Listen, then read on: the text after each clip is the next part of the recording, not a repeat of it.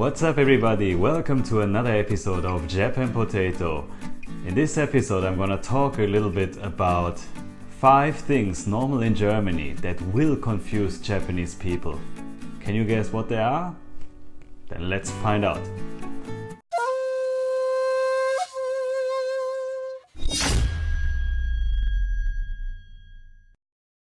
In my last video I talked about 5 things that I'm missing in Japan, or 5 things that Germany needs from Japan.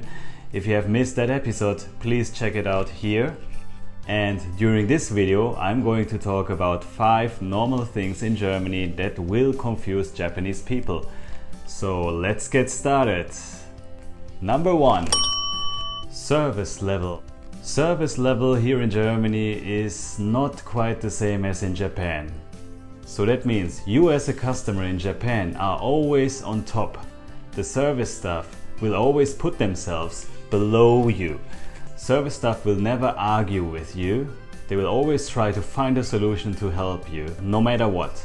It is very rare in Japan that customer service is impolite and doesn't behave in front of you, because you have to treat the customer as a king. Gentlemen, the king! While here in Germany it's kind of the opposite. So it depends of course from place to place, but in general you can immediately feel that the level of customer support is not as high as in Japan, and it can happen that staff is going to argue with you, or they're not even trying to help you or support you. For example, last time I went into a department store and was looking for some tools. The staff was just waving with his hand like, yeah, go there somewhere, over there, yeah. And I went there and couldn't find what I was looking for, and I went back to that staff and asked him. He was like, don't you understand?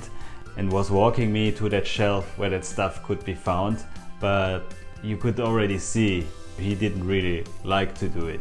He was totally turned off by the question that I was asking him.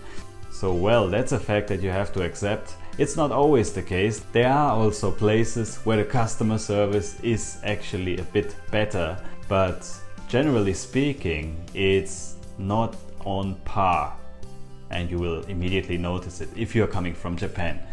I'm not so sure about other countries, but if you're coming from an extremely service-oriented place like Japan, then Germany is unfortunately a bit different. Well, that's how it is.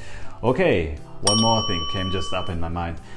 In Japan, if you order people to your home to fix something or to install something, they will always take off their shoes before entering your house. And some of the people are actually bringing their own slippers so that they will not even make your place dirty while wearing socks.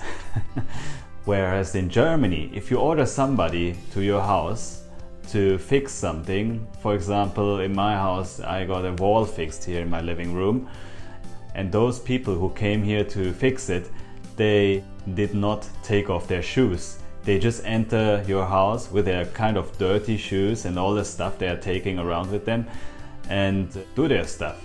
But luckily I was preparing ahead and put lots of blankets on my sofa here so that it doesn't get dirty. You cannot expect that any kind of service staff who's entering your house to fix something is taking off their shoes, because it's just not gonna happen. Well, let's jump to the next one. Number 2. Okay, number 2 is about buying train tickets. Here in Germany, it's not that easy to buy those train tickets. We have vending machines like in Japan, but they operate quite slow and are not really that straightforward. You're confronted with lots of menus and options to choose from. And even though they have also now English menus available, if you're taking the subway, it's not quite straightforward, because you simply cannot just select the destination and just put in the money. No, you have to select from a few sectors or areas in the place that you are. So there's like A, B, C, D and so on and so forth. So you have to know in what sector or area you are, and if the destination where you want to go is also in that sector, or if it's already in another sector. and you have to research a little bit before you select the ticket accordingly. That's not very convenient in my opinion. And also for myself, when I was standing in front of the ticket machine 2 months ago, I did not know what to enter and I was like totally helpless and asked the person close by which ticket I actually have to buy, and luckily that person helped me out.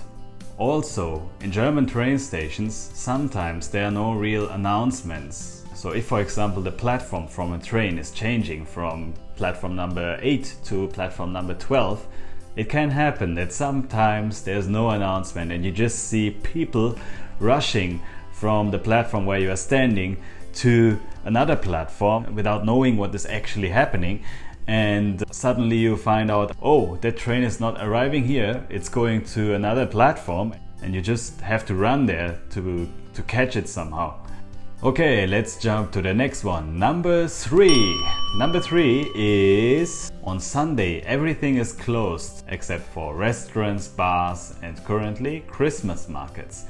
So it's gonna be confusing for Japanese people because in Japan everything is opened on Sundays.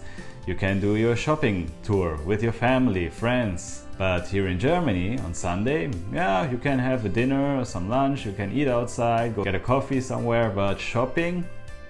Forget it. Unless it's Christmas season and there are Christmas markets. But generally speaking, everything will be closed. Let's jump to number 4. Big sized drinks and foods. As you can probably imagine, the food sizes here in Germany are quite a bit bigger than in Japan. And that is actually true. So whatever you order, be it a steak, be it a pizza or some cake or some ice cream, everything will be quite a bit bigger than in Japan.